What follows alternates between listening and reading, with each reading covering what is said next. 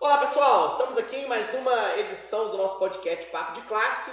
Nessa série agora a gente está conversando com os candidatos à reitoria da nossa universidade, aqui na UFOP. E hoje nós estamos recebendo aqui no nosso sindicato a professora Cristiane, candidata a vice da Chapa 3, e o professor Leonardo, candidato a reitor da Chapa 3. Pessoal, muito bom estar recebendo vocês aqui. O momento de eleição é um momento muito interessante que a gente para discutir, debater e entender mais a nossa universidade, né? Então eu particularmente estou achando esse momento muito proveitoso, muito bom. E para começar aqui o nosso bate-papo, eu queria ouvir um pouco de vocês, né? Conhecer vocês, né? Saber aí um pouco da trajetória de vocês aí, como que foi essa formação da Chapa 3. Fique à vontade aí em se apresentar. Primeiro agradecer ao ASUFOP, a todas as servidoras e servidores técnicos administrativos que compõem essa universidade. Eu acho que é um momento importante, um momento que a gente está vivendo, um momento de eleição, né? Mas um momento que propicia o debate, né? E o conhecimento de cada proposta, de cada trajetória.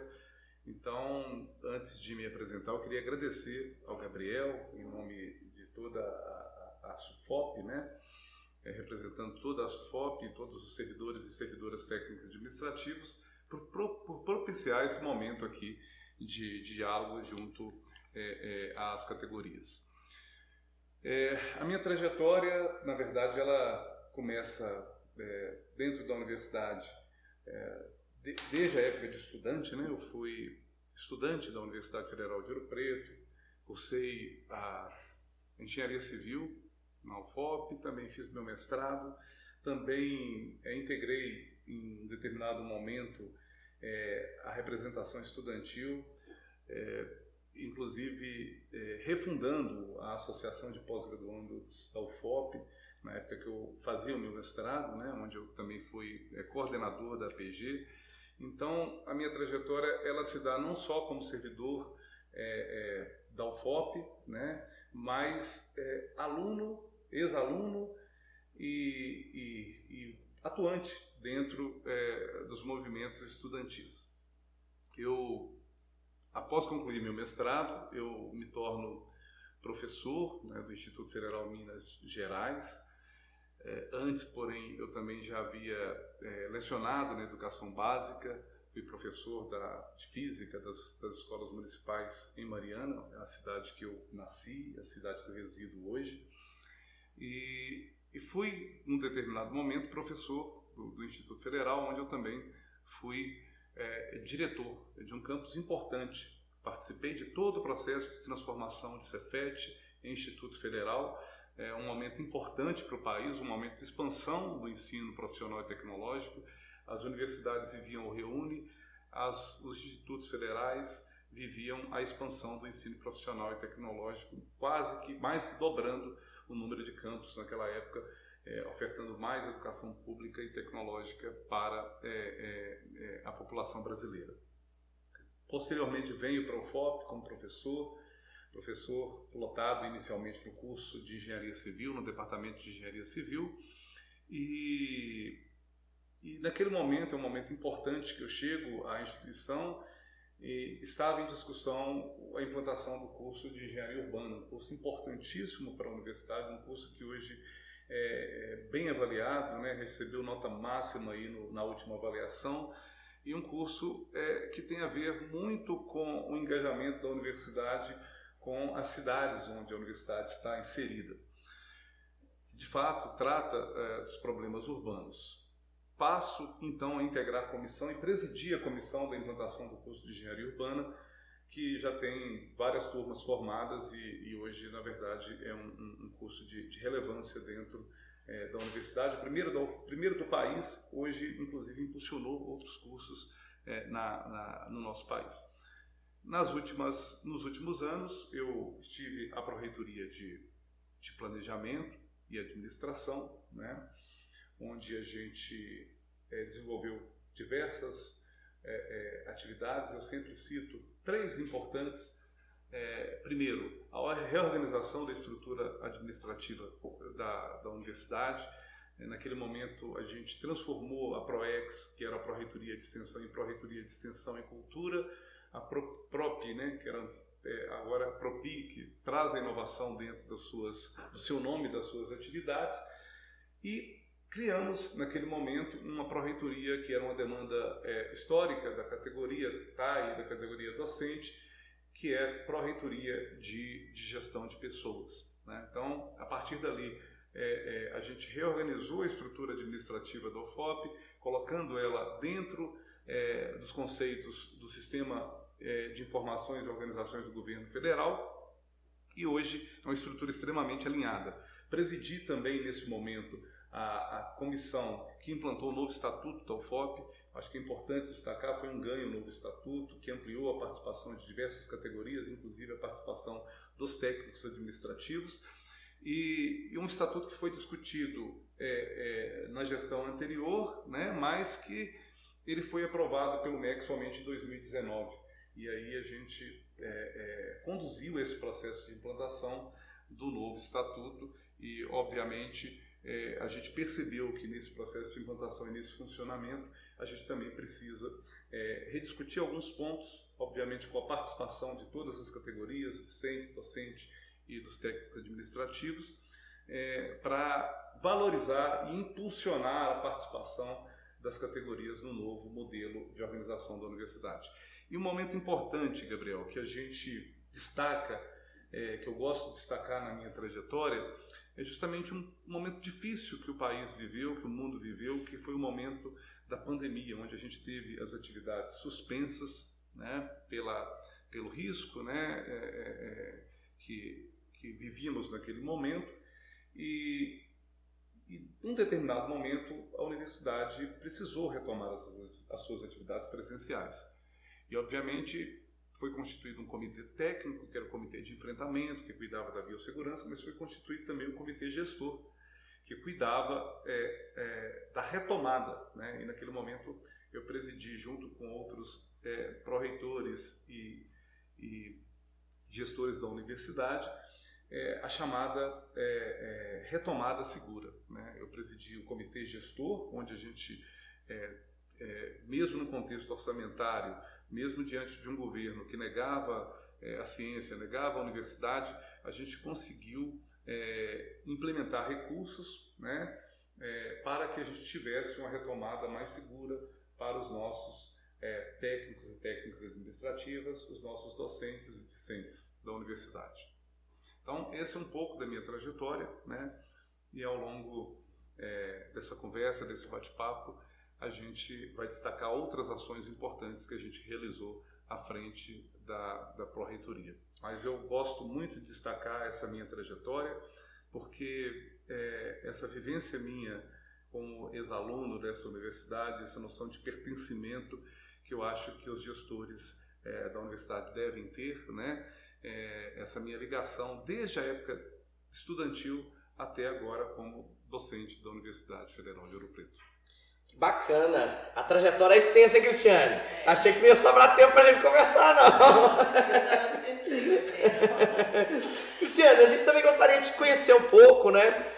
Eu sei que você hoje é atual vice-diretora lá do ICSA, né? Nosso Instituto de Ciências Sociais Aplicadas. Mas conta um pouquinho também da sua trajetória e como foi aí, né? Até chegar na diretoria do ICSA. Primeiramente, queria agradecer você, Gabriel, né? Por essa oportunidade, né? De a Chapa 3, né, ter esse bate-papo, né, junto com você, né, e as FOP, tá? Minha trajetória, Gabriel, ela começa, né, lá em João Molevade em 2007, tá? Eu chego a João Molevade em julho de 2007, né, como professora substituta, e fico lá até 2008, dezembro de 2008, fico 1 ano e meio lá, tá? Então lá eu ministrei disciplinas, né, tive contato com os técnicos administrativos e técnicas, né, de João Molevade, com os discentes, mas em 2009, né, eu venho para Mariana como a primeira professora a ser contratada do curso de Ciências Econômicas, e quando eu chego em 2009, né, nós não éramos um instituto, éramos um departamento, né, composto por 4 cursos, né, que é jornalismo, ciências econômicas, administração e serviço social. Então, nesse departamento, né, era tudo começando. não tínhamos nada, não tínhamos infraestrutura, os quadros de docentes ainda não estavam completos, cada curso tinha 2 professores só, técnicos administrativos eram só 2 técnicos, né? Uma técnica Arlete e o técnico Tiago, né? Então era tudo começando. Então naquele início, né, eu participei desse departamento, era um colegiado único, né, dos 4 cursos, porque não tinha nem como você formar um colegiado, né, com poucos professores. Então participei desse departamento, desse colegiado, participei também, né, do desenvolvimento do Instituto, né, porque naquele momento a gente precisou decidir quais eram os prédios, quais eram os equipamentos que precisavam ser comprados, tá? Então participei desse desenvolvimento do Instituto. Aí depois houve a separação, né, tanto por departamento, quanto cada um teve seu colegiado, e eu participei por 2 vezes, fui coordenadora do curso de Ciências Econômicas, tá? E nessa minha trajetória, né, de coordenadora, de participando, né, no departamento, né, eu tive uma aproximação das técnicas e técnicos administrativos do ICSA. Então, lá começamos a aproximar e tivemos uma boa relação que temos até hoje, tá? Então, hoje, como você falou, né, eu sou vice-diretora, né, e essa relação de aproximação com os técnicos existe lá no ICSA.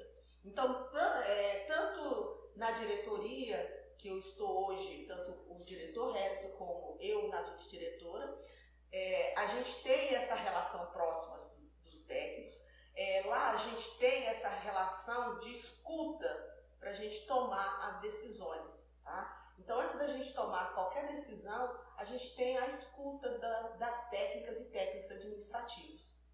E isso, né, essa escuta que a gente tem, né, que a gente percebe-se, né, que lá no ICSA o ambiente é um ambiente tranquilo, em que todas e todos querem trabalhar, devido a essa aproximação e escuta das suas demandas, tá? Então lá no ICSA a gente tem essa escuta e essa boa relação que existe, né, entre a diretoria e as técnicas e técnicos que eu quero trazer para a reitoria junto com o professor Leonardo, tá? Porque os técnicos, né, vocês servidores técnicos, vocês são um elo.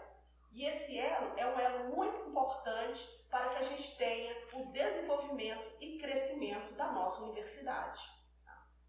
Que bacana. Diga, Leonardo. Eu queria só enfatizar aqui uma pergunta que você fez, né, que a gente acabou não respondendo, que como foi composta essa chapa, né? Sim. É importante destacar que a gente buscou na composição da chapa essa diversidade, né? Porque inclusive é foco da nossa campanha tratar a diversidade, a inclusão e a sustentabilidade. Então a gente busca a diversidade desde o momento da composição da chapa, né?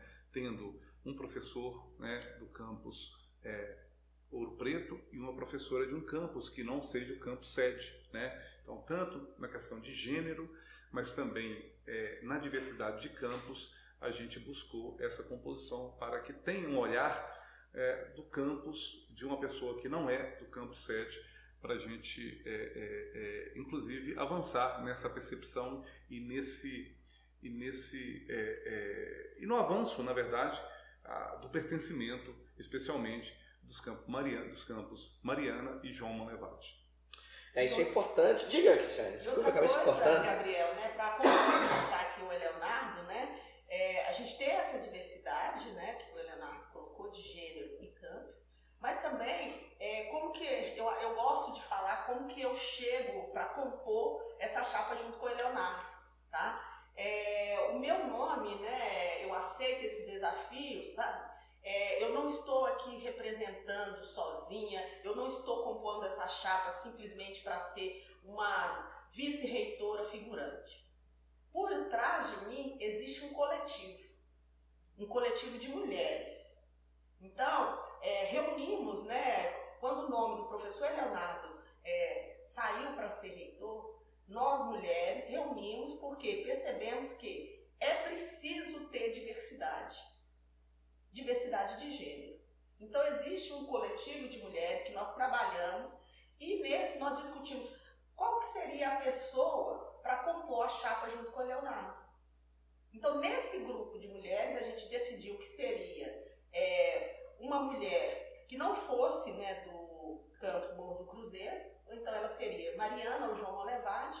E nessa discussão, né, tinha pessoas de Mariana, tinha pessoas de João Molevade, e o meu nome foi tirado.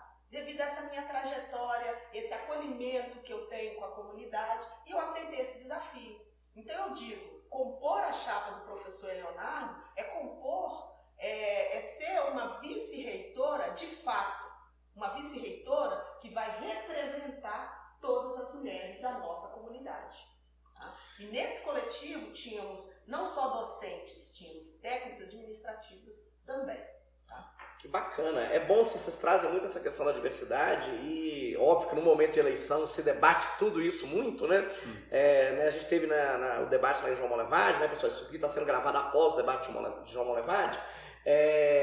E a gente vê as dificuldades, né, de uma instituição com um campus, né, a 3 horas daqui, né? Aqui no sindicato também a gente tem essa dificuldade, né, de estar atendendo os colegas lá, de estar, né, até presencialmente lá. E é importante, assim, trazer essa visão, né? Agora, trazendo um papo aqui mais pro técnico administrativo mesmo, pessoal, a gente vê hoje, e vocês devem acompanhar aí no dia a dia, eu grito aos 4 ventos aí os problemas que a gente tem, né, da nossa carreira, do técnico administrativo, e um dos grandes problemas que eu vejo com relação ao técnico administrativo da UFOP hoje é a valorização e a visibilidade.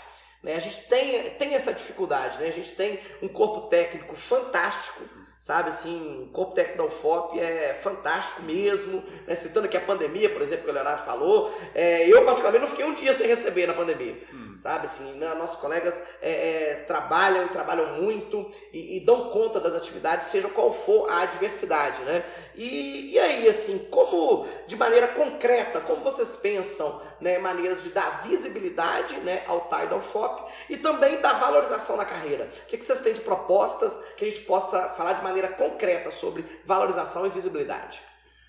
Primeiro, eu queria concordar contigo, né? Nós temos um corpo técnico administrativo muito qualificado. Esse é um problema que, esse na verdade, é uma situação que a gente coloca na carta proposta, né? É um problema que a universidade vivencia hoje e que a gente precisa potencializar isso dentro da gestão, né? Como priorização, né, da valorização, tanto é que a gente trata a nossa carta-programa como valorização das pessoas, né, valorização dos técnicos, dos docentes, mas a gente traz particularidades para o técnico e para a técnica administrativa, né? Eu sempre digo que os setores da universidade, o técnico e a técnica que geralmente tem o histórico do funcionamento dessa universidade, né? Quando a gente chega num setor para ser pró-reitor ou pró-reitora, quem geralmente, e às vezes há uma mudança abrupta numa gestão, e o próprio processo de transição também, ele não ocorre como deveria ocorrer, e quem dá o suporte todo aos pró-reitores, quem conhece a história de funcionamento da universidade são os técnicos administrativos, né? A universidade hoje carece de mapeamento de processos, e os processos hoje estão dentro das cabeças, né, de cada técnico administrativo. Então, de fato, eu sempre digo, quando um pró-reitor ou uma pró-reitora sai de uma determinada pró-reitoria, seja ele técnico ou docente, o corpo que está ali sabe o que fazer, sabe como conduzir, né? E costumo dizer, né, isso não é retórica, pelo conhecimento que a gente tem da qualificação dos nossos técnicos. Inclusive, hoje, assumindo até chefias de departamento, né, justamente porque são os servidores, né, é a categoria que mais tem formação, especialmente na área de administração, na área de gestão, na relação humana, né, que é extremamente importante para se executar uma determinada atividade de gestão. Eu costumo dizer que no futuro próximo as pró-reitorias estarão sendo conduzidas por técnicos administrativos. E a luta também da categoria, né, para que sejam os dirigentes das universidades também possam ser técnicos administrativos, que eu acho que é extremamente louvável, extremamente justo, porque é de fato a categoria que mais conhece dos processos administrativos dentro da universidade. Então, eu acho que fazer gestão não é só conhecer de uma determinada área, mas é conhecer de gestão administrativa, de relacionamento humano, que é extremamente importante, né? De diálogo e de escuta. Então, essas capacidades todo gestor deve ter. E, obviamente, a gente deve valorizar o técnico, tanto no processo de capacitação, que a Cristiane deve citar daqui a pouco, algumas propostas concretas que a gente traz, mas também trazer o técnico com mais protagonismo para a gestão superior da universidade. Bacana, proposta concreta eu quero ouvir, Cristiane. É isso que eu estou querendo ouvir aqui, gente. Ô, Gabriel, a chapa 3, né, a gente, como o Leonardo falou, né, a gente tem até um tópico, que é valorização, né, e cuidar das pessoas. E nesse tópico, ele é importante, porque lá a gente fala das nossas técnicas e técnicos administrativos. E nessa valorização.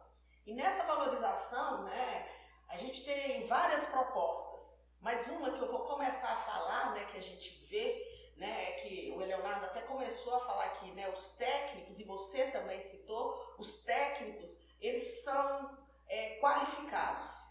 Então ele tem uma qualificação. O nosso quadro hoje são de pessoas qualificadas. E essa qualificação, né, a gente quer trazer para junto da nossa gestão. E trazer junto da nossa gestão é uma da nossa proposta concreta.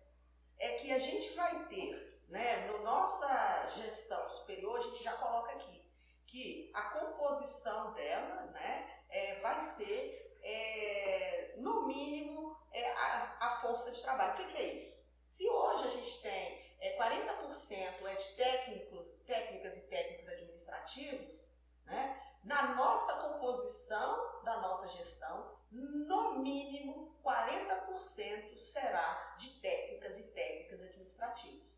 Então, nas nossas proreitorias, nas nossas diretorias, no mínimo 40%. Tá? Então, isso é uma garantia que a gente tem. Outra também de valorização, né, proposta que nós temos, né, é que existe, né, apesar do nosso quadro técnico ser bem qualificado, existem algumas pessoas que ainda não têm a sua graduação e quer ter sua graduação. Então a gente tem também uma proposta, né, de proporcionar a graduação às técnicas e técnicos que desejam fazer. Tá? E temos também quem deseja fazer a sua pós-graduação, né, mestrado ou doutorado também, a gente tem, né, como a proposta da qualificação. Tá? Então, nessa qualificação, o que nós temos? Nós temos, né, trazer para a UFOP, né, o Profiap, né, que o Profiap, né, ele é um mestrado ligado, né, à administração pública. Tá? Então, os técnicos que desejam fazer, a gente vai trazer, né, para que eles possam fazer. Temos também, né, de qualificação, né, os técnicos que desejam fazer uma qualificação, também a gente traz. E o que nós também temos, Gabriel? Esses nossos técnicos e técnicas administrativos, né, a gente está falando de qualificação, de capacitação, mas também uma proposta que a gente tem, né, que a gente coloca, é que a gente vai ter uma luta incansável para que os acordos de greves das técnicas e técnicos administrativos que vocês fizeram, que eles sejam cumpridos. Então, nos lugares que a gente tiver assento, junto à DIFES, ao MEC, nós vamos lutar para que esses acordos sejam cumpridos. E um dos acordos, né, é a recomposição do nosso quadro. Então, a gente traz como proposta também essa recomposição do nosso quadro de técnicas e técnicos administrativos. Porque hoje a gente tem um déficit muito grande na nossa universidade, de aproximadamente 300 técnicos. E esse déficit, né, ele se dá, né,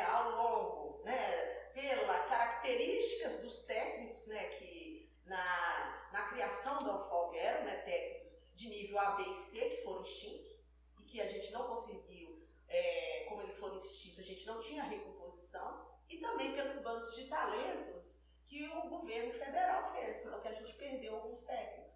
Então, a gente tem esse teste de 300. Então, a gente pensa nessa recomposição, né, onde que a gente vai lutar para essa recomposição desses técnicos. Tá? E junto dessa recomposição, a gente consegue que as técnicas e técnicos possam se qualificar e se capacitar para voltar, né, para a nossa universidade.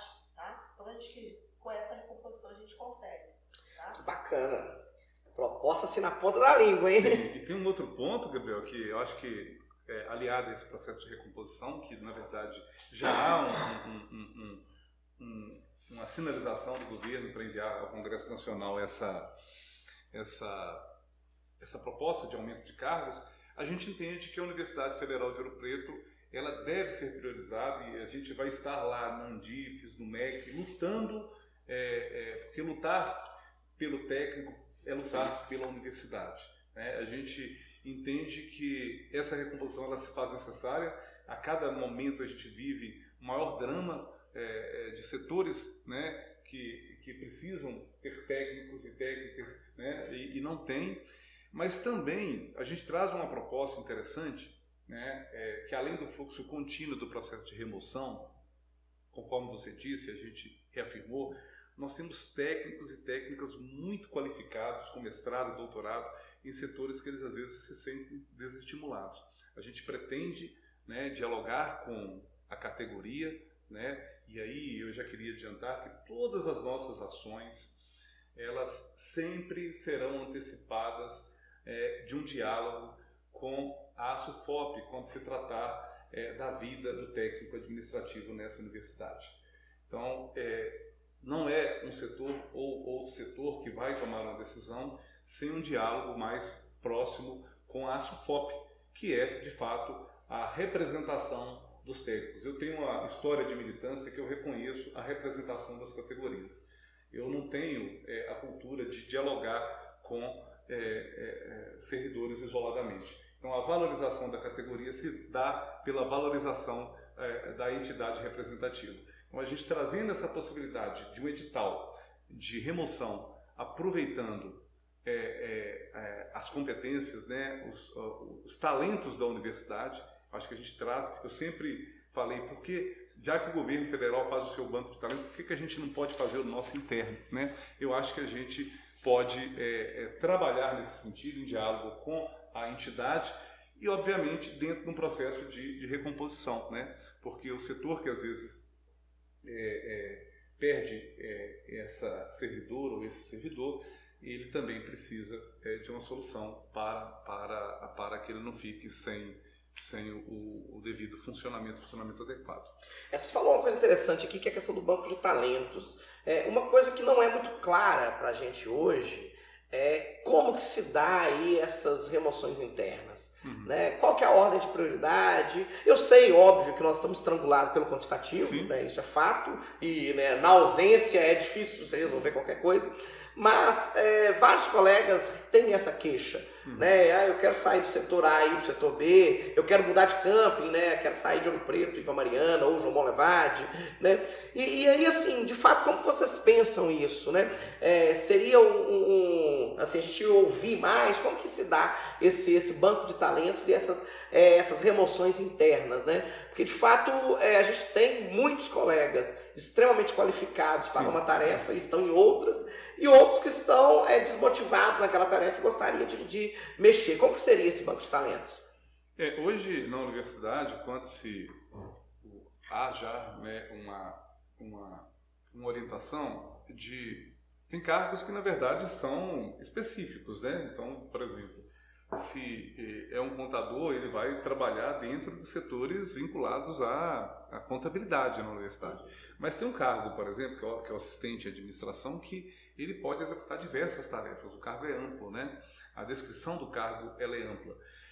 Hoje, o que acontece é que a universidade, inclusive nos próprios concursos, nas vagas que estão abertas, há uma avaliação da própria PROGEP, do perfil daquela servidora, do perfil daqueles servidores, antes de lotá-lo num determinado departamento. Só que Eu acho que essa avaliação, inclusive do estímulo do servidor, ela deve ser contínua, né? Se aquele servidor está satisfeito naquele local, se não está, se ele está se sentindo estimulado a desempenhar as suas atividades, ela deve ser contínua, né? E aí, obviamente, deve-se ter uma aproximação da gestão, e quando eu falo gestão, eu não falo uma pró-reitoria separada, eu falo a gestão como um todo, né? Das representações estudantis, das representações das categorias, da categoria TAI, para promoção de melhorias desses processos. E o edital que a gente propõe, ele deve ter critérios claros. Então, quando se dá, por exemplo, uma possibilidade de remoção para vou citar uma pró-reitoria de planejamento, né? Então, um setor que hoje é um setor que a gente potencializou nos últimos anos e que será objeto de atenção de qualquer gestor, que é a governança da universidade. O setor de projetos, processos e governança da universidade, ele às vezes tem uma vaga, né? Vamos imaginar que ele tem uma vaga, assim, ou há do ponto de vista estratégico, há na gestão uma intenção de aumentar o quantitativo de servidores naquele setor, que é um setor estratégico da universidade. Aí, obviamente, há uma descrição daquele cargo, né? O servidor ter uma formação nessa área, um mestrado nessa área, um doutorado nessa área, para que a gente possibilite um edital onde todos os servidores que atuam naquela área possam participar. Então, você tira o critério da impessoalidade, que não deve existir na administração pública, e deixa um critério mais transparente para que todos possam acompanhar e todos possam participar. Então, essa é a ideia de dar transparência a esse processo de remoção na universidade. Bacana, bem legal. Uma questão que vocês já comentaram aqui, mas eu gostaria de aprofundar o debate, que eu acho que é o maior problema que a gente tem na UFOP. Não é um problema nem de uma categoria, né? Que é o quantitativo de tais na UFOP. Né? Infelizmente, a UFOP vive hoje o maior problema, que a gente não tem um corpo técnico administrativo com quantitativo suficiente de dar conta das demandas. Eu trouxe pra gente aqui um jornal aqui do sindicato, o Olho Vivo, né? O Olho Vivo ele é uma publicação do sindicato que tem a característica de denunciar coisas que estão ali acontecendo, né, e tudo. E esse Olho Vivo é de novembro de 23, novembro do ano passado, onde a gente mostra aqui um gráfico que em 2017 nós tínhamos 844 tais, e ao final, né, de 2023 nós tínhamos 658. E agora, antes do concurso, né, de 2024, nós tínhamos 643. O concurso vai contratar 42 vagas imediatas, né? Então nós vamos aí para 685, né? 685 tais. Não vamos voltar nem ao número de 2022, né? Então esse concurso agora está deixando a gente ali no patamar de final de 2022. E uma comparação também que a gente faz, e vocês estão falando muito isso nos debates, né? O debate João Monlevade ficou muito claro isso, né? Que o MEC tem uma métrica sobre o quantitativo de tais nas universidades, que ele fala que seria bom, né, que a universidade funcionasse com um TAI a cada docente, um TAI a cada 15 estudantes. Isso. Né, a relação TAI-estudantes, né, 1 para 15. Né? E na UFOP hoje a gente já sabe que nós estamos com a relação de 1 para 22. Né? Então, assim, a gente precisa aí de mais ou menos umas 300 pessoas, 300 TAIs, para chegar a essa relação para 1 para 15. Porém, quando a gente fez essa publicação, nós analisamos também a relação TAI-docente e comparamos, né, com as universidades ao nosso entorno. Né? E aí, por exemplo, né, o FMG tem um total de 0,75 docente para cada TAI. Né? Ou seja, o quantitativo de TAIs lá é maior do que o quantitativo de docentes. O que é natural, né? A gente acha isso natural porque o docente já está envolvido ali no ensino e pesquisa. Né? Ele chega para dar aula, ele entra no seu laboratório para fazer sua pesquisa. O TAI não, o TAI está envolvido no ensino, pesquisa, administração, tudo. Ele está envolvido em tudo. A gente tem que ter um corpo administrativo lá muito grande para fazer que funcione. Na UFV, né, a Federal de Viçosa, aqui perto, que você conhece bastante, né, formou lá, esse número é ainda melhor, né? Nós temos 0,63 docente para cada TAI. né? Ou seja, a gente tem aí mais ou menos, né, a metade, né, de docentes para cada TAI, por TAI. E aí, Juiz de Fora, esse número piora um pouquinho, né? A gente tem 1,14 docentes para cada TAI. Agora, na UFOP, incrivelmente, a gente tem 1,5 docentes para cada TAI. O nosso número de TAIs, assim, estrangulou, não dá, né? E a gente viu, né, eu particularmente, enquanto diretor aqui do sindicato e também, né, representante dos TAIs no CUNE, tenho pautado isso muito nos últimos 2 anos, porque na contramão de se compor esse quantitativo, a gente vê o UFOP abrindo cursos de pós-graduação, né, aumentando aí a sua estrutura, aumentando a demanda de trabalho, e a gente, né, não vê uma solução clara para esse problema, né? Houve concurso agora, o concurso agora nos coloca ao patamar de 2022, mas e aí? O que eu iria ouvir de vocês de maneira muito objetiva, o que fazer? Né? O que fazer para a gente recompor esse quantitativo de técnicos administrativos e ter uma universidade que flui mais, né? A coisa flui.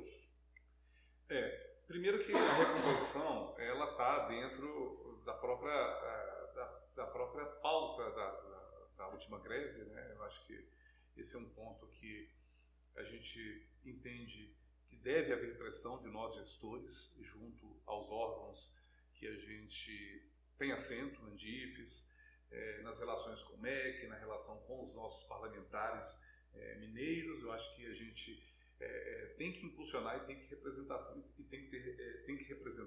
e tem que fazer essa defesa pública da categoria. Eu acho que isso fortalece a universidade, não fortalece somente a categoria. A gente tem que ter visão de que o reforço do quantitativo de técnicos administrativos na universidade é um ganho para a universidade, é uma possibilidade do crescimento da universidade, é uma possibilidade da valorização, é uma possibilidade do técnico se qualificar, que hoje dificilmente ele consegue, né? Por mais que ele tenha incentivos, a gente tem aumentado o valor da bolsa de qualificação, mas o próprio processo dele se afastar para um mestrado, um doutorado, ainda mais para a graduação, que é um tempo maior, ele é impossibilitado justamente pelo número de técnicos. Se você tivesse um número maior, você poderia ter um acordo do próprio setor, até que se defina uma licença maior, né? Não a licença ela existe, uma possibilidade de um técnico substituto, algo nesse sentido, a gente poder possibilitar essa qualificação do técnico e da técnica administrativa. Eu trouxe essa informação da relação que o MEC trabalha, porque eu estive no MEC há uns 4, 5 meses atrás, e a pessoa que cuida da distribuição, ela me informou que o MEC trabalha com esse parâmetro. No entanto, eu acho que nós, gestores, e aí eu já me coloco nesse compromisso, se nós formos eleitos, né, nós, através da própria ANDIFES, levar um debate de que essa relação ela não deve ser uma relação linear. Porque muito se discute que algumas universidades dessas têm mais técnicos porque têm hospitais universitários. Né? Por exemplo, a Unifesp é uma universidade que tem o número de alunos, um pouco mais do número de alunos da Universidade Federal de Ouro Preto. Mas eles têm, eu acho que não sei se o último número que eu tinha era 4.000 técnicos, se eu não me engano. Né? Que justamente eles trouxeram os técnicos ali da medicina, né? Que foi incorporada à Unifesp, da Escola de Medicina, Faculdade de Medicina de São Paulo. Mas trazer essa relação para as particularidades da universidade. Da mesma forma que a Universidade Federal de Minas Gerais tem mais técnicos porque tem hospitais, a UFV tem mais técnicos porque tem campus agrícola, né? A UFOP tem museus, né? Então essas particularidades elas têm que existir no contexto da distribuição de vagas para a rede federal, mas também para o orçamento, né?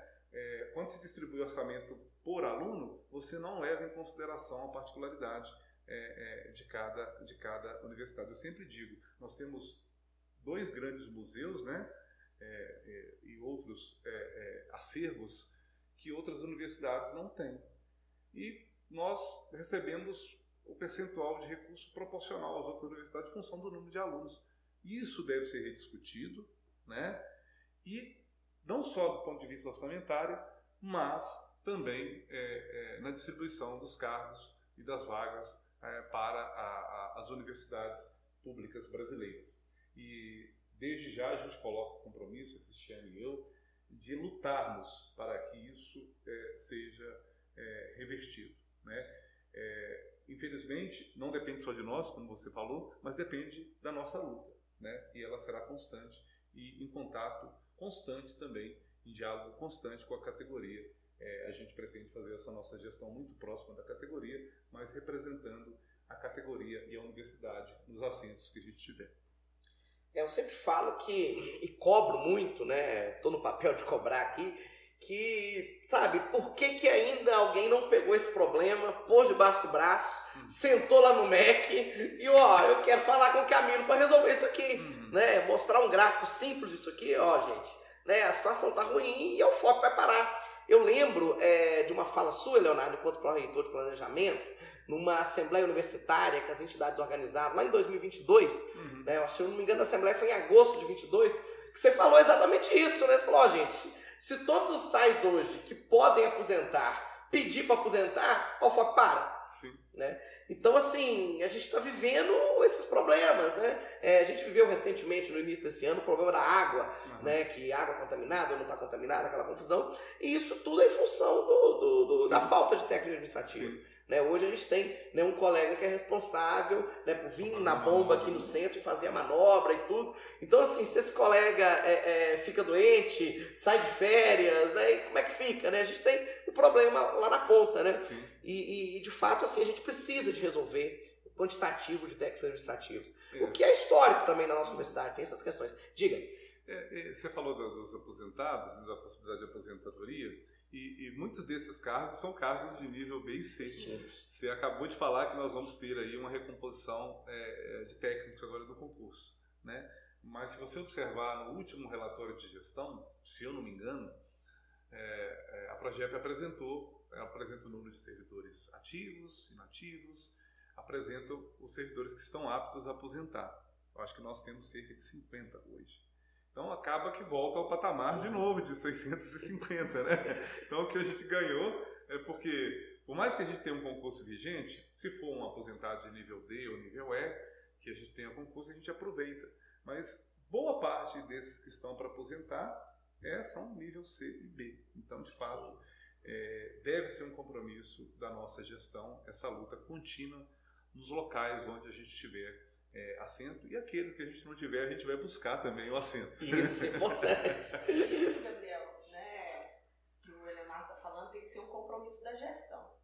Então a gestão tem que ter esse compromisso de ver a categoria como importante.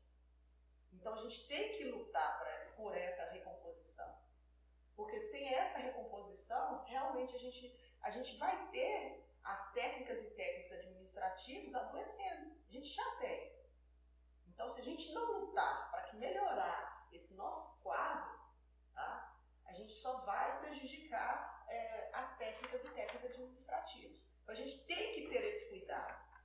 E esse cuidado e esse acolhimento, né, com os servidores técnicos administrativos, que a gente está trazendo esse nosso compromisso na nossa carta programa. Tá? Então, isso aí a gente vai ter, onde a gente estiver assento, a gente vai ter uma luta incansável e publicamente em valorização e a recomposição dos servidores técnicos administrativos.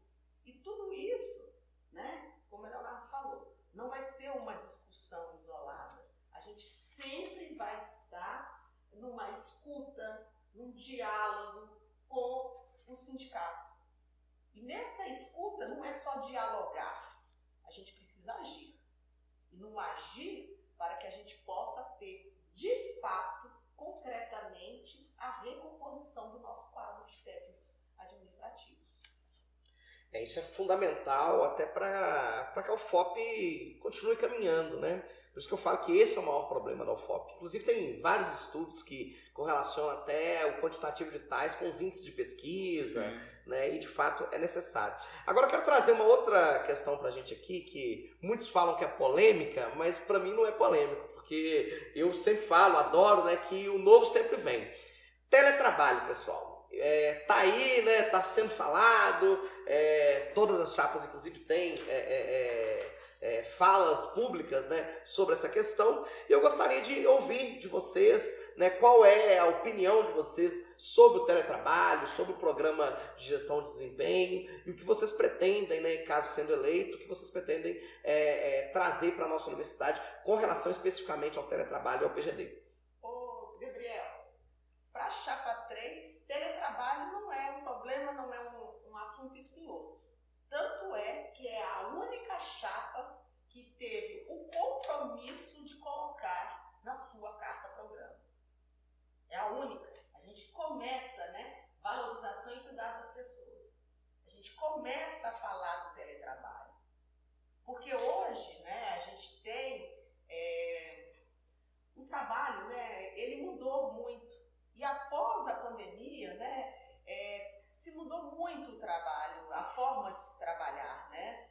E talvez ele foi antecipado na nossa universidade, né? Com a pandemia, a gente já aprendeu a trabalhar, né, remotamente, mas o teletrabalho eu vejo como algo muito importante para a categoria. É muito importante porque o teletrabalho ele traz a qualidade de vida. A qualidade de vida a quem deseja fazer. Então, o teletrabalho, talvez não todos os técnicos achem uma boa participar do programa de gestão, mas aqueles que desejam participar, ele tem trazido qualidade de vida. E trazendo qualidade de vida, a gente percebe os técnicos administrativos mais alegres, mais acolhidos na nossa universidade. E eu vou dar um exemplo do teletrabalho no ICSA. No ICSA, o teletrabalho funciona muito bem. Lá no ICSA, a gente conseguiu, com o teletrabalho, né, a gente lá não temos espaço para expandir, mas existia uma demanda dos servidores técnicos administrativos de ter uma sala de convivência. Então, o que nós fizemos? Nós criamos uma secretaria unificada.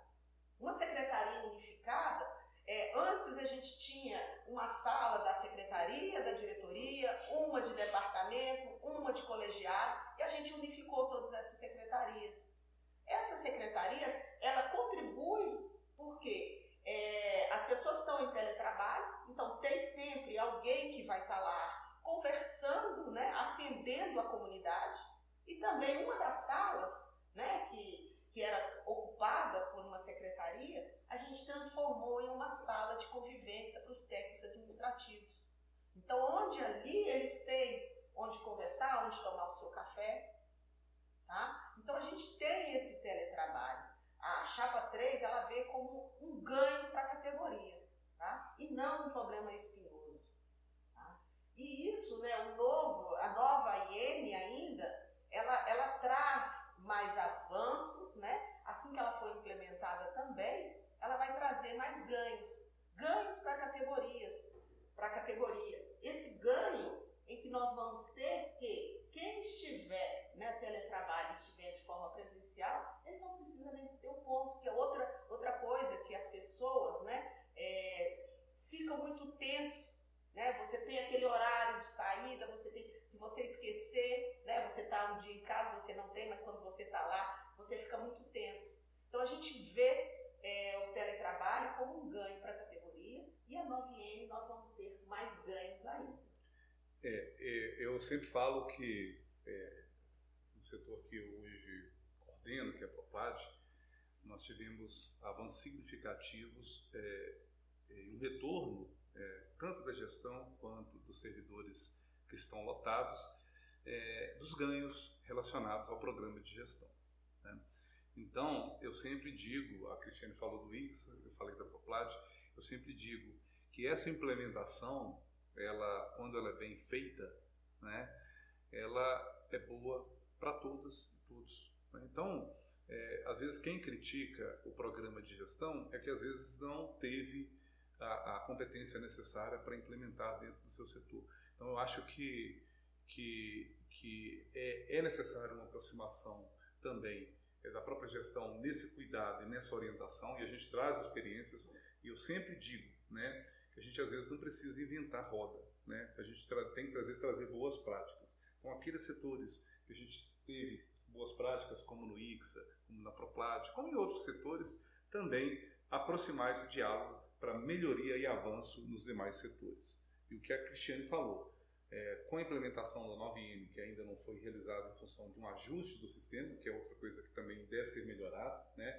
O sistema hoje, ele é um sistema da SUSEP, eu acho que a gente vai ter melhoras com o novo sistema que a equipe de servidores e servidoras da Progep estão cuidando, né? Então acho que é importante destacar esse empenho, né, da categoria das servidoras e servidores que hoje desempenham essa atividade na Progep, para que a gente tenha ganhos dentro da implementação da 9N, né, que vai permitir, inclusive, que o programa de gestão seja realizado presencialmente. E, em alguns casos, obviamente, os casos que possibilitarem que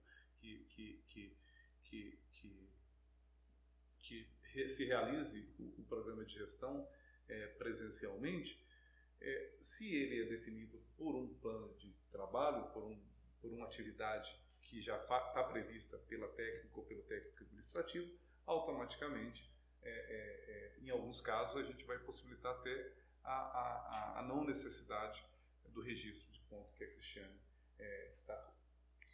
Nossa, fico feliz, assim, a gente tem possibilidades de avançar muito nisso, né? Eu particularmente tenho falado sempre com todo mundo que eu estou preparado para fazer o debate do teletrabalho e não vejo problema nenhum, nenhum. A nossa chapa também não vê problema nenhum no teletrabalho. E uma coisa, né, que eu acho que as técnicas e técnicos administrativos têm que ficar atentos, porque o teletrabalho, ele não é uma lei, né? É um IN. Então, tem pessoas que não teve o compromisso com a categoria e não colocou o teletrabalho na sua carta-programa, porque a carta-programa é o seu compromisso. Então, vai agora falar que é favorável, mas a gente tem que olhar muito bem se é realmente uma palavra válida, se ele é favorável, porque o seu compromisso com a categoria não está na sua carta-programa. A chapa 3 tem compromisso com a categoria. A chapa 3 vê o teletrabalho como um ganho da categoria. Por isso que nós colocamos, tá? Então eu peço que vocês leiam as cartas, tá? E vejam o que eu estou falando. Nós somos a única que teve compromisso com vocês, tá? E se não está aqui, a fala depois, na hora de ser cobrada, você não tem o registro. É importante registrar mesmo essas questões. Mas como eu estava falando, assim, o teletrabalho, ele é realidade no mundo. Né? E eu, por exemplo, que já fui secretário de departamento, gente, vocês não sabem o que é fazer uma ata no balcão do departamento. Você demora horas. Porque toda hora chega alguém ali para te incomodar, te perguntar alguma coisa, te demandar um trabalho, aí você tem que parar, depois você volta na gravação e tal. Então, assim, você poder fazer esse tipo de trabalho de maneira organizada, fora, né, do campo, é muito mais fácil, é muito importante. E acho que a gente tem que avançar, sabe? Sim. Eu acho que a gente precisa avançar, por exemplo, em possibilidades de equipamento, né, de ceder equipamento para o servidor hoje, porque hoje o servidor, ele vê, né, o teletrabalho como um benefício e acaba arcando com ônus, né? Ele tem que ter um computador, tem que ter um celular disponível, tem que ter várias questões, e a gente pode avançar muito mais nisso. E sem contar a questão de qualidade de vida, né? Você ter que pegar aí 1, 2 horas de trânsito por dia, né, tá ali, né, sujeito aos riscos e tudo. Essa 1, 2 horas é que você poderia estar fazendo uma atividade física, né, poderia estar dedicando um tempo maior aos seus filhos, né? Então eu vejo com muito bons olhos, e já aproveitando esse espaço aqui para combater um argumento, né, que sempre falam que o teletrabalho trouxe o esvaziamento da universidade. Gente, nós estamos falando do menor segmento da UFOP, né, um segmento inclusive que é quase a metade do segmento docente, né? E o docente, ele não é né? Ele não dá aula para ele mesmo. Ele, na sala de aula, ele está com pelo menos ali 20, 30, 40 alunos. Né? Então, de fato, e falo com muita tranquilidade aqui, quem traz o esvaziamento para o FOP é o docente que não quer dar aula segunda e sexta. né? Então a gente tem que aprofundar esse debate mesmo. É 645 pessoas que a franca maioria não faz teletrabalho, que trouxe o esvaziamento para a universidade. Eu acho assim, a gente precisa de avançar nesse debate, precisa dialogar melhor entre as categorias. Eu acho que a gente precisa de retomar o diálogo na nossa universidade, as assembleias universitárias. Acho que essas coisas precisam de ser retomadas, né, que ficaram perdidas ali na época da pandemia, para a gente poder discutir os problemas, né, com muito afinco, né, na UFOP. Uma outra questão que eu queria trazer aqui, pessoal, é a questão da representatividade. Em agosto agora desse ano, o nosso sindicato aqui, a SUFOP, soltou um olho vivo e o título é exatamente o seguinte: Reitoria e CUNE ignoram o TAIS e sua representatividade. A gente vive na UFOP hoje um problema de, né, ocupar os espaços, né? Eu não sei se há a dificuldade de conviver com o contraditório, né, como que a gestão entende isso, mas no novo estatuto prevê que nós temos 3 representantes técnico-administrativos no CUNE. E a última eleição foi feita em outubro do ano passado, onde apenas um representante foi eleito, que fui eu, né? E desde então não se teve novas eleições. O nosso regimento, né, do CUNE fala que tem que ser 2 eleições por ano. A gente tem um entendimento, né, os famosos acordos de cavalheiros que a UFOP tem, que essas 2, né, seriam uma em cada semestre. O ano já está quase acabando, né, já estamos em final de setembro, né, eleição, e enfim. E não se recompõe esse quantitativo. O que vocês pensam, né, sobre isso e sobre a representatividade e a relação com as entidades representativas de vários segmentos? Bom, Gabriel, eu falei há pouco tempo que eu coordenei a implementação do novo estatuto, né? E dentro da coordenação a gente estabeleceu algumas regras e que em um determinado momento aqui eu também falei que tem alguns pontos do novo estatuto que devem ser revistos. Tem uma comissão que está trabalhando atualmente nisso, mas eu entendo que ela deve ser ampliada, inclusive, para o diálogo com as categorias, porque mudança de estatuto não é algo simples. Por mais que tenha quórum qualificado para a sua mudança, né, de 2/3, mas ela não deve ser submetida a um CUNE sem um diálogo ampliado. Não que se tenha que se fazer uma nova estatuinte, mas pelo menos chamar as categorias. E uma coisa que me incomodou muito, Gabriel, no estatuto, e é proposta minha e da Cristiane, trazer essa discussão novamente junto às categorias, é que a representação das categorias seja indicação das entidades. E não se fazer uma eleição ampla. Isso enfraquece a representatividade das categorias. Então eu sempre digo que quando a gente quer valorizar a categoria, a gente tem que valorizar a entidade que os representa.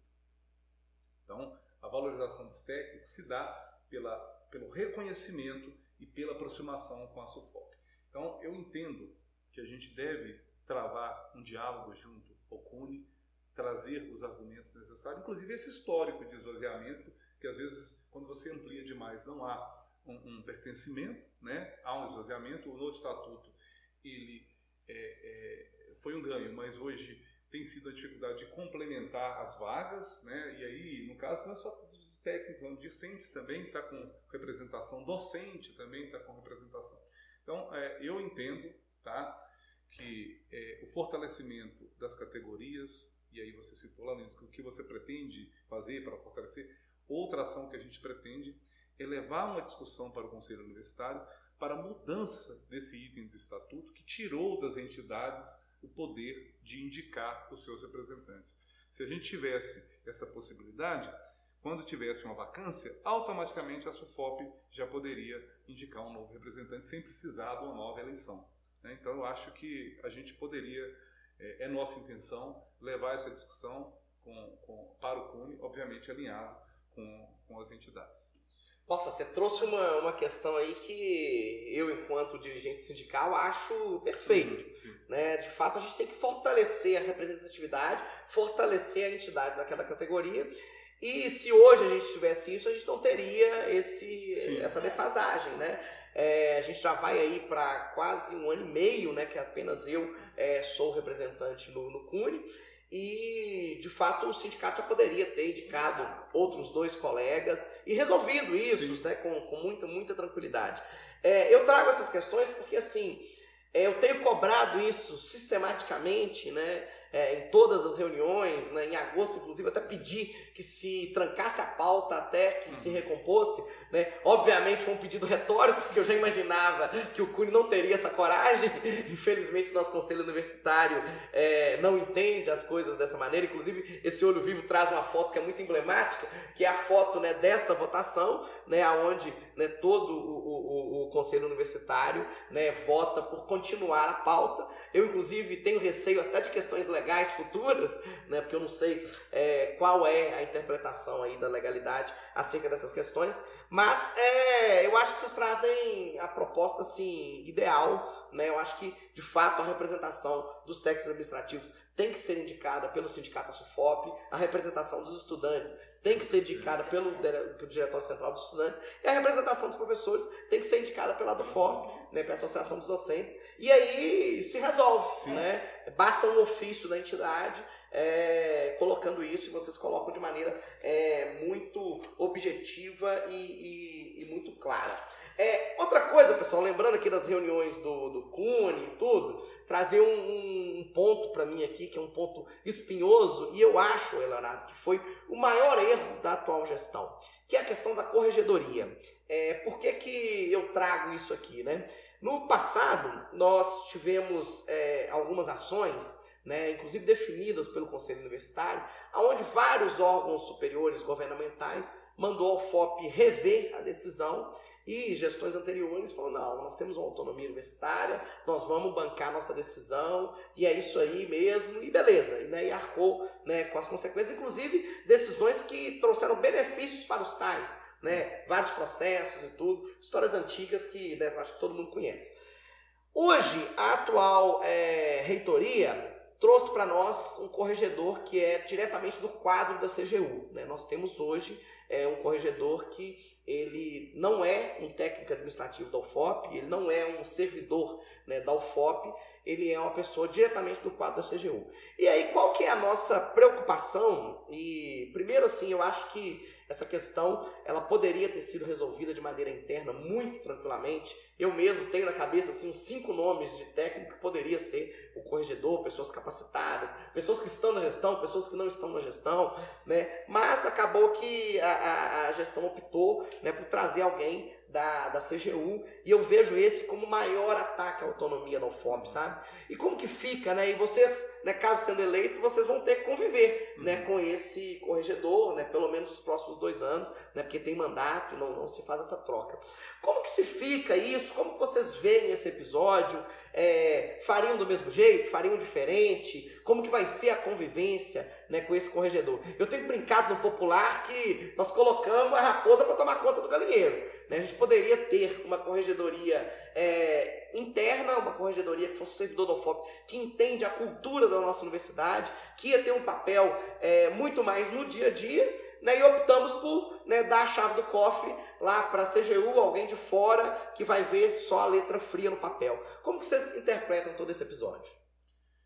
Você citou um ponto importante. Eu acho que, de fato, primeiro que a indicação do corregedor ela é uma atribuição do reitor ou da reitora, né? A gente entende que, de fato, temos quadros de técnicos, conforme, só reforçando, né, o que eu falei inicialmente, muito qualificados, né, e com inclusive formação na área, e por um processo até de capacitação a gente poderia promover outros nomes para a corregedoria. Houve, na verdade, o entendimento da reitora que naquele momento haveria necessidade de trazer alguém de fora, porque parece que houve alguma tentativa de busca de alguns nomes, né, próximos dentro da universidade, e houve a recusa de 2 ou 3 servidores, né, acho que teve docente e técnico administrativo. E em função de algumas polarizações, naquele momento a reitora optou por trazer um corregedor externo, né. Eu vi o currículo, conheci o Breno, né, que é o novo corregedor, que acho que foi nomeado inclusive na semana passada já, então a universidade já tem um novo corregedor. A gente espera, né, na nossa gestão, ter uma boa relação, uma relação próxima com a gestão, né, mas também com as categorias, tentar trazer essa escuta, né, também da corregedoria, para que a gente tenha avanços em relação a diversos, né, processos que devem chegar na corregedoria. A gente tem o entendimento, eu e Cristiane, que o corregedor já está nomeado e agora basta a gente ter uma boa relação. Agora, a sua nova gestão, a sua recondução, isso vai ser avaliado e, obviamente, dialogado, né, com toda a equipe, de acordo com a avaliação que ele tiver da própria universidade. Acho que isso é um compromisso nosso, né, de avaliar o seu trabalho, mas naquele momento foi uma decisão da reitora que ela entendeu que as possibilidades que ela tinha, né, eu mesmo sugeri um nome de uma técnica a ela, né, antes da nomeação do corregedor Breno, mas essa pessoa não aceitou, né? Então, acho que em função da própria polarização ali naquele momento, desgaste, ela entendeu que seria melhor esse nome externo, né? Por sorte, assim, a gente tem informações da atuação do Breno, é um cara de diálogo, um cara de respeito, entende um pouco do fluxo, e a gente pretende, na nossa gestão, ter essa aproximação com a nova corregedoria aí, para que a gente não tenha prejuízos e impactos negativos aos nossos servidores, tanto técnicos quanto docentes. Gabriel, né, eu também li o currículo, né, do Breno, né, e é o que o Leonardo falou, né, a gente sendo eleito, a gente vai trabalhar, né, para que a gente tenha diálogo com o Breno, né, para trazer benefício para a nossa comunidade. Né?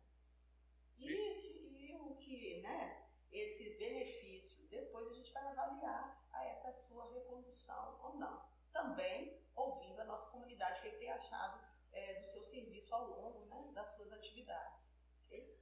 Ele demonstrou, inclusive na apresentação do CONE, bastante boa vontade, né, nessa relação, sabe, Gabriel? Mas, só retomando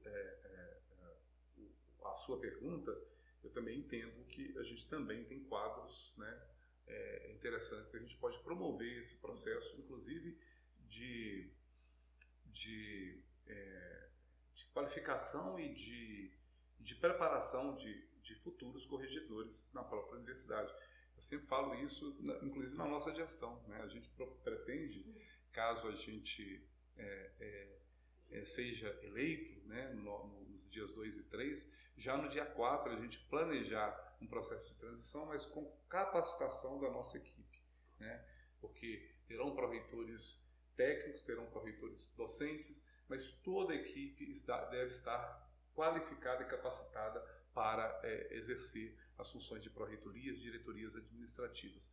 E a gente pretende, inclusive, propor um seminário de capacitação dessa equipe, não tanto em nível de legislação, quanto em nível, inclusive, de relacionamento com a nossa comunidade. Esse é um ponto-chave que a gente pretende, no processo de integração de toda a equipe, trazer para os nossos gestores, além do conhecimento técnico, do conhecimento específico da área, do conhecimento da legislação federal, do conhecimento do nosso plano estratégico, do conhecimento do nosso PDI.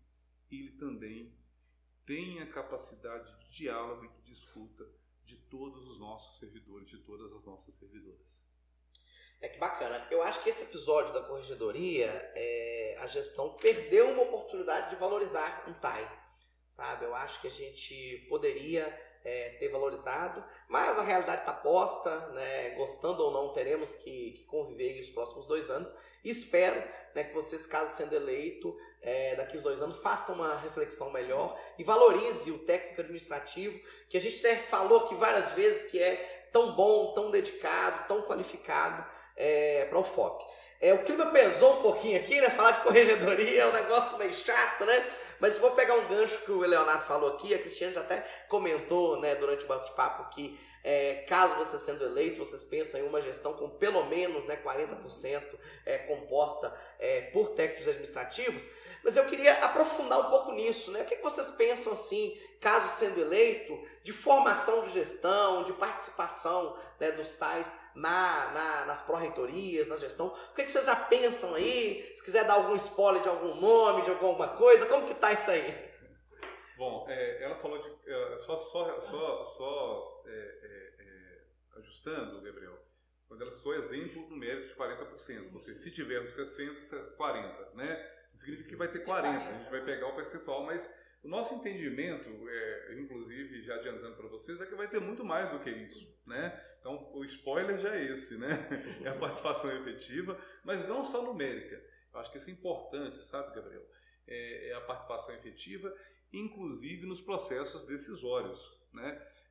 Não é simplesmente colocar o técnico para representar um quadro dentro da administração, é pelo contrário, ter essa possibilidade do técnico, da técnica atuar nesses processos decisórios, que de fato é a categoria que às vezes tem mais qualificação nas determinadas áreas do que às vezes um professor que chega para fazer a gestão. E mesmo os professores que vierem a compor a equipe também terão que ter essa capacitação, mas a boa relação também, né? Isso é um ponto que a gente vai estar dialogando com os setores na composição da equipe. Eu acho que é importante destacar isso, mas eu não costumo adiantar a equipe, porque a equipe só se forma depois do processo eleitoral, né? Isso, na verdade, nós nem temos ainda uma equipe formada. Obviamente a gente tem uma idealização, quando a gente propõe uma chapa, a gente na verdade propõe uma condução de um programa, e obviamente essa equipe tem que estar toda alinhada à nossa carta proposta, né? Esse é o primeiro compromisso que a gente tem que ter, né? Se você está de acordo com isso aqui, você faz parte da nossa equipe. Se você está de acordo em dialogar com as categorias, você faz parte da nossa equipe.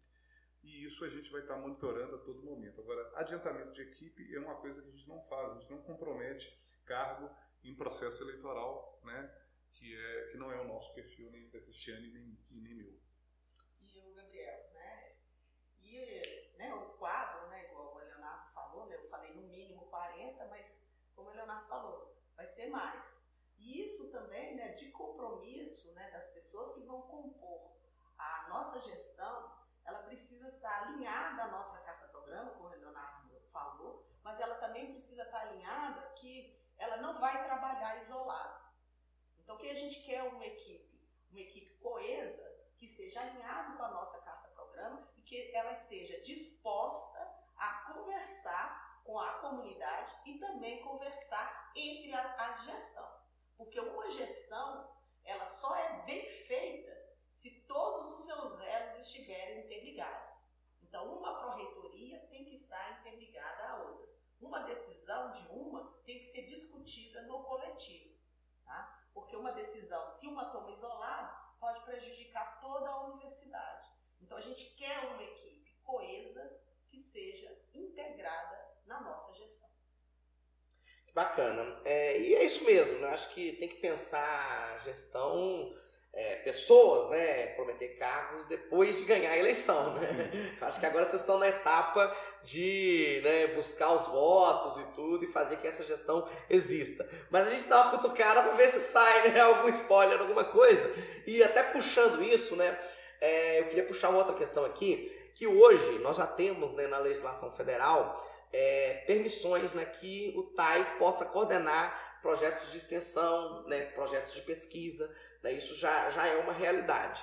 Na UFOP a gente enfrenta muita resistência, né, principalmente pela Progep, né, a Progep não regulamenta isso, a gente chegou até a soltar um olho vivo no passado sobre essa questão, e há um entendimento aí atual, né, que acaba impossibilitando isso, e o TAI da UFOP ele tem uma característica muito aguerrida, né, a gente coordena os projetos, né? Mas não de maneira 100% oficial, né? A gente acaba ali hoje, né, procurando um docente para fazer uma parceria e tudo, onde a gente pode tá avançando nisso. E o que vocês pensam nisso, assim, caso, né, você sendo, né, os administradores centrais da universidade, o que vocês pensam, né, sobre a possibilidade do TAI estar coordenando projetos de extensão, estar coordenando projetos de pesquisa? Eu estou tentando procurar aqui, Gabriel, mas eu não estou conseguindo achar, mas isso está previsto, né, na nossa carta proposta, o avanço nesse processo de discussão para possibilitar a participação mais efetiva.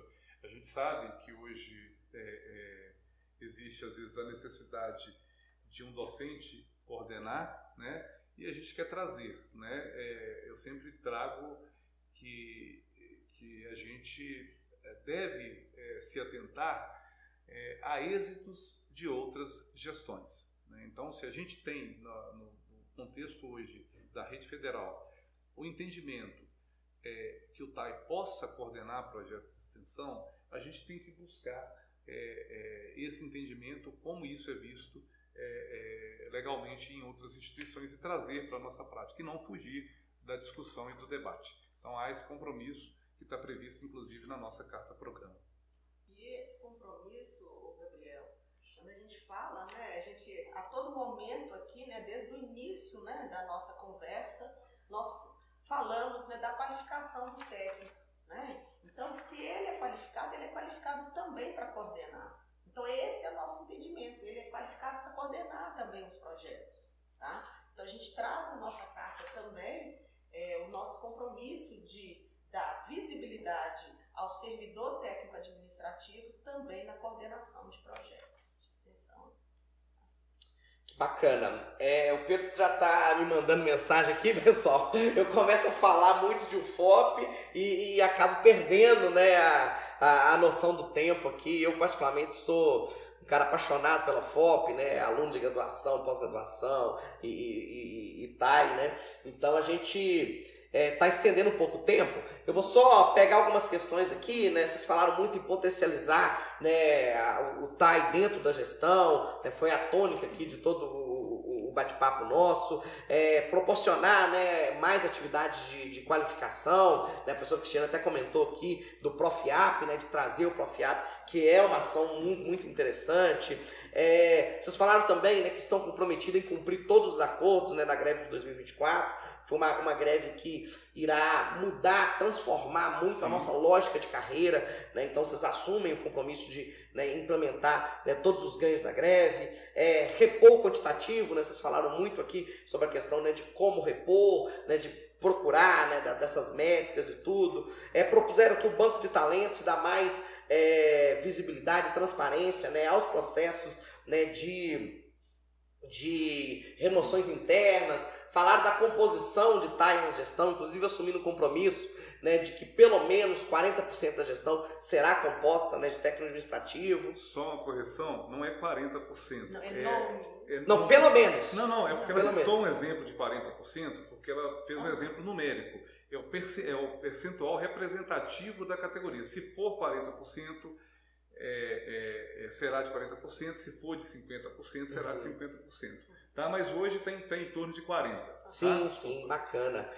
Compromisso total com o teletrabalho, inclusive ampliar, né, o PGD, vocês falaram bastante sobre isso também. Uma coisa que eu gostei muito aqui, que é a questão da representação das entidades, né, vocês colocaram de maneira muito clara aí, que é estreitar o diálogo com as entidades, inclusive dar responsabilidade para as entidades também, quem está indicando tudo, fazendo só esse resumo aqui de todo esse nosso bate-papo, né, e também, né, por último aqui, vocês colocaram, né, de avançar, né, nas questões do TAI poder coordenar, né, os projetos de pesquisa, de projetos de extensão. Pessoal, foi um bate-papo muito bom, muito agradável, vocês, né, de maneira muito tranquila, vocês fazem, né, as propostas, colocam tudo. Agora eu vou dar o tempo aí que vocês precisarem para poder encerrar, né, se vocês quiserem falar algo diretamente para o colega TAI da UFOP e explicar, né, para o colega TAI por que ele, né, pode confiar na Chapa 3, porque que ele vai estar elegendo aí o Leonardo e a Cristiane, né, como os administradores máximos aqui da nossa instituição. Bom, antes de passar para a finalização, né, eu disse no tema anterior que a gente tem previsão na nossa carta-programa, é a proposta 189, tá bom?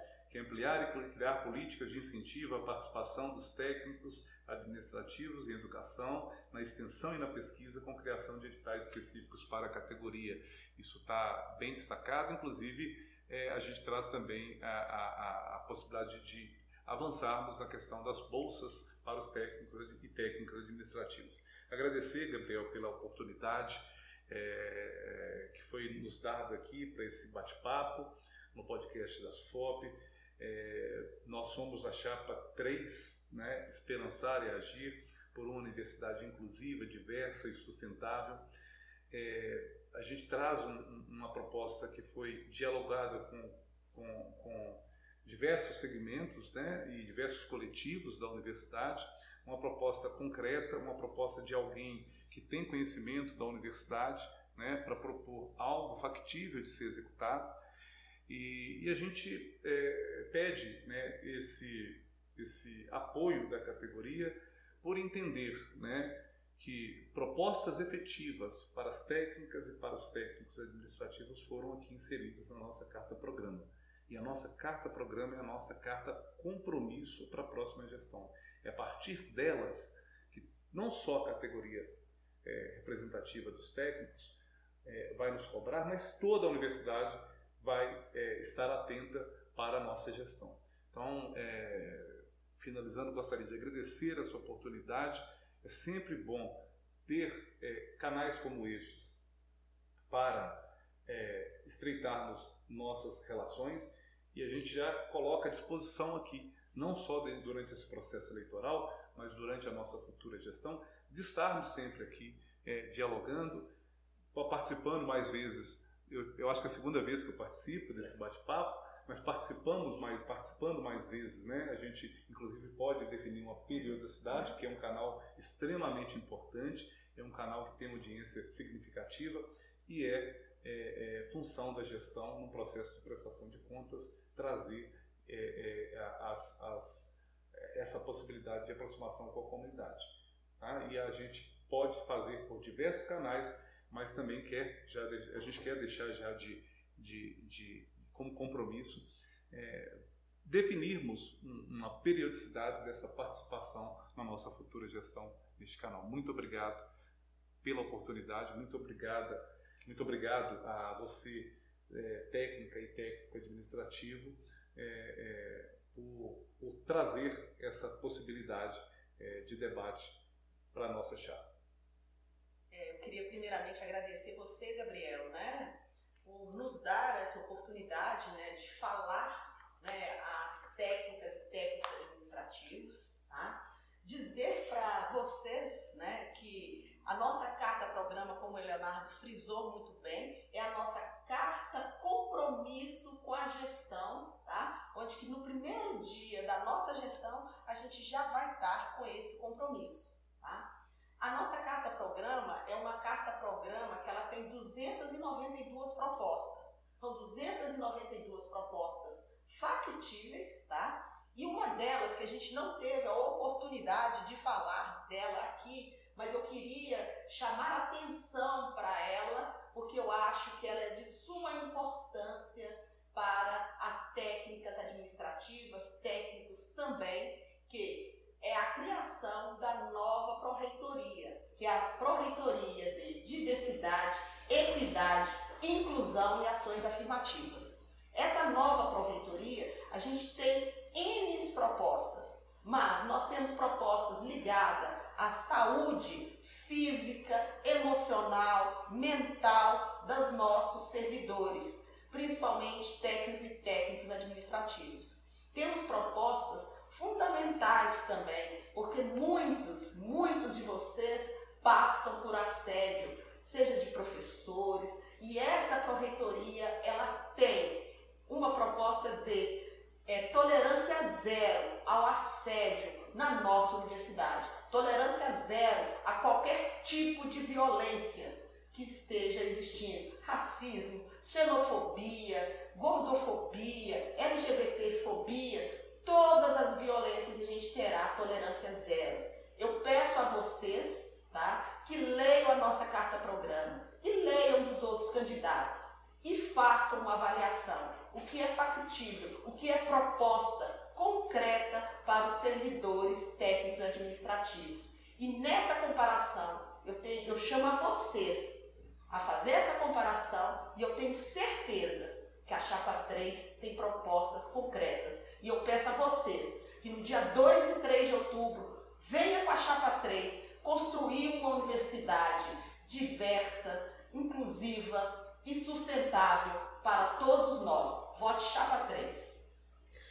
É isso, pessoal. Terminamos aqui o nosso bate-papo com as chapas, a reitoria.